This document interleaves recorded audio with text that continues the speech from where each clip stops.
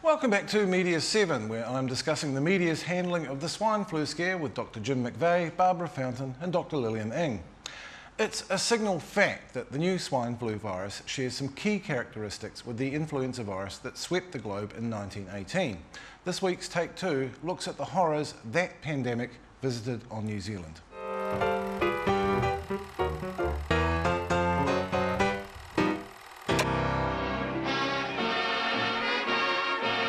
November 12th, 1918, New Zealanders gathered in the streets to celebrate Armistice Day and the end of a bloody war. The people of New Zealand give thanks to Almighty God for the men living and dead of the New Zealand Division. But little did they know that in their gathering they were hastening a new slaughter, the 1918 influenza pandemic.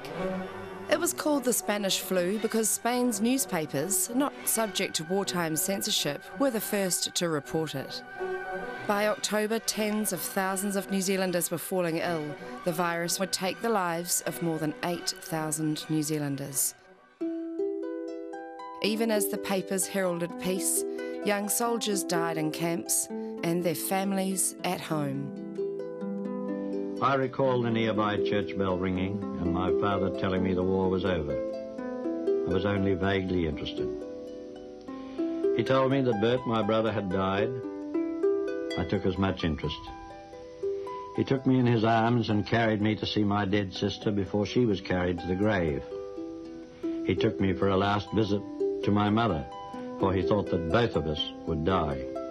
But we didn't. The day after the parades, district health officers were granted powers to shut down public gatherings, and still they died. The unfortunate part was when anyone having a baby, the mothers were lost. The babies seemed to survive, but there was a dreadful lot of babies were left without their mothers.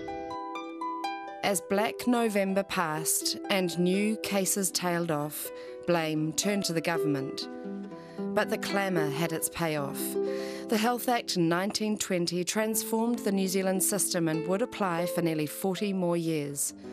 And no one who knew what happened in 1918 would ever wish to see it again. That was Take 2. It's salutary, isn't it, Jim, to look at what happened. I think a lot of people don't know that part of our history and how bad something like that could be. Yes, indeed.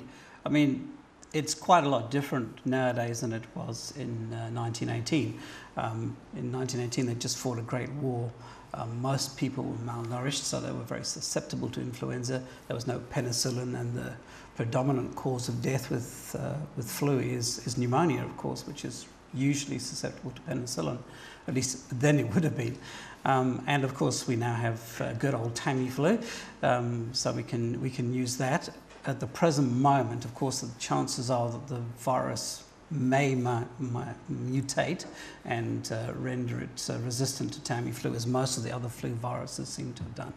But the key point is that we do have better tools now, because looking through the research for that, I was amused to find that the doctor who was on board the Niagara, which was the ship said to have brought the virus, it didn't actually, into New Zealand, recommended moderate intake of alcohol. Not too much, but he said that teetotalers were definitely at risk. Still think it's a wonderful idea. I think there's an interesting point about Tamiflu, though, because I think there's a bit of a rush to get this medication, but people need to be aware that it isn't the answer, it isn't the cure, it just modifies the symptoms. So the symptoms may be not as severe and it may last for a shorter time, but the best defence is the body's immune system. So, indeed, as we know about influenza, it's going to be the people who are susceptible, the extremes of age, the very young, the very old, those with chronic disease, they are more at risk, and typically they are the people that will receive the flu vaccine. So I think that's important to remember, that it's not just the drugs. Because we do keep seeing that brand name, don't we? Tamiflu, Tamiflu, Tamiflu. Roche must be loving it. It's It's great for the drug companies. Is there a danger, Jim, of the virus becoming resistant to Tamiflu if it's, the same way we've seen sometimes with antibiotics, if it's overused? Well, a lot of the influenza viruses have become resistant to all of those antiviral agents. So we've no real idea if Tamiflu or any of the other antivirals will modify the illness sufficiently to make it less virulent, less damaging. Although one of the ironies of the 1918 pandemic was that young people were susceptible, and that was because they had their healthy immune systems and they overreacted. And I think the point about this particular virus is we don't know how virulent, how damaging it is to a normal, fit, young, healthy person. Well, and hasn't there actually been some reports out of Mexico saying that this does have this characteristic and that it seems to be certainly H5N1 bird flu was very virulent, yes. But also that it seems to be striking down worse the people with fit young people. Most of the people who died between the ages of 25 and 45. So that's very worrying, because normally with influenza, it's usually the very young and the very old who die, and that's because the very young, because their immune system doesn't work all that well, and the very old for the same reason, but usually because they're old and everything's falling apart. If this is true, in the case of this flu, it's going to be the people whose immune systems work best. It may well be that. As Lillian said, one of the key issues here is that we don't really know. We don't know what we're dealing with. We're just guessing. Which is something that journalists hate. Well, doctors do too, because doctors deal with uncertainty all the time, and they like to know what the diagnosis is, so it's very difficult all around. Are you going to be reporting on doctors' experiences in the next print edition? Because obviously you're communicating at the moment via your website and doing that pretty efficiently. Well, we're actually on deadline tonight.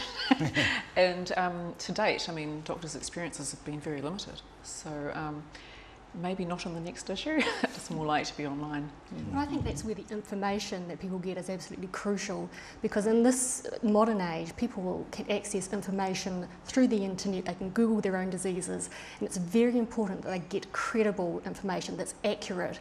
And so they should be looking to the websites such as the WHO, the Ministry of Health, the CDC in America. But what's also important is that they don't just Google their diseases and think that the symptoms that they're reading will apply to them necessarily. Well, and of course the other thing we've seen, and in the Herald forums that the Herald editorial was complaining about this week, they've been packed out with anti-vaccination people. That seems to be on the rise again. That must be a problem as well, surely. Well, I don't think vaccination is going to be the answer here, simply because they, by the time they actually sort the vaccine out, which is sort of 7, 8, 9 months down the line, this flu will be more or less over, at least down in the southern hemisphere. Perhaps it might still be back, like the 1918 virus, which came back in the following year, in the winter of the following year, in the northern hemisphere. And I think there are some common misconceptions about vaccination. While it is important, I mean, for this particular virus, if you've had your flu vaccine this year, it's probably not going to make any difference to you whatsoever for the H1N1. But does that mean that you shouldn't have your flu vaccination? No, that's for a different population. Yes. Yeah. So that's where the information is really important. The reason for having the flu vaccine is exactly the same as it was before, which is it does help to reduce the number of flu strains that you're susceptible to. But unfortunately, this is not one of them. And this one's changing, it's mutating rapidly. So as we speak, there will be a whole team of people working to get a vaccine for this particular virus, but as it changes and mutates again, its effectiveness may be much diminished. And of course we've got this odd situation at the moment where hardly anyone can actually test for it. We've got 3 of the 11 results back.